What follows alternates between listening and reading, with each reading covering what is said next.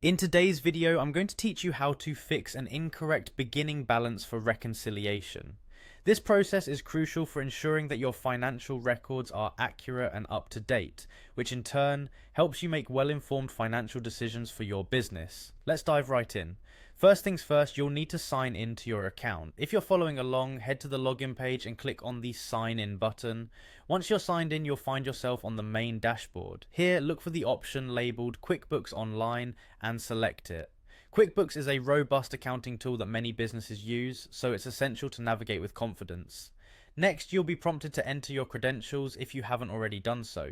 This usually involves typing in your username and password. Once you've entered your credentials, click on Continue to proceed to your QuickBooks account. If you haven't used QuickBooks in a while, remember to keep your credentials updated for security purposes. Now that you're in, let's move on to the Transactions tab. This is your hub for viewing and managing all financial transactions. You can navigate there directly by selecting the appropriate option from the main menu. Once you are in the Transactions tab, click on Chart of Accounts. This section holds all your accounts in one place, providing a clear overview of your financial setup. With the chart of accounts open, you'll want to find the account you're working with and click on View Register. This action will bring up a detailed record of all transactions associated with that account, essential for pinpointing any discrepancies. In this register, locate the transaction labeled Opening Balance. Opening balances are starting points for accounts at the beginning of a particular period, so having them accurate is key.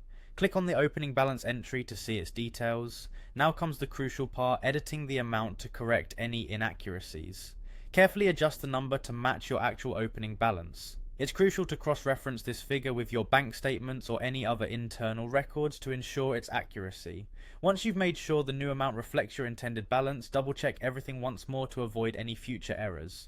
Finally, click on the Save button to confirm your changes. This will update the register with your new balance, rectifying any reconciliation issues you might have been experiencing. And there you have it, you've successfully corrected the beginning balance in QuickBooks.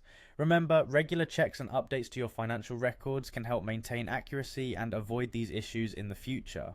Thank you for watching, and I hope this tutorial has been helpful. If you have any more questions, feel free to explore more resources for further guidance.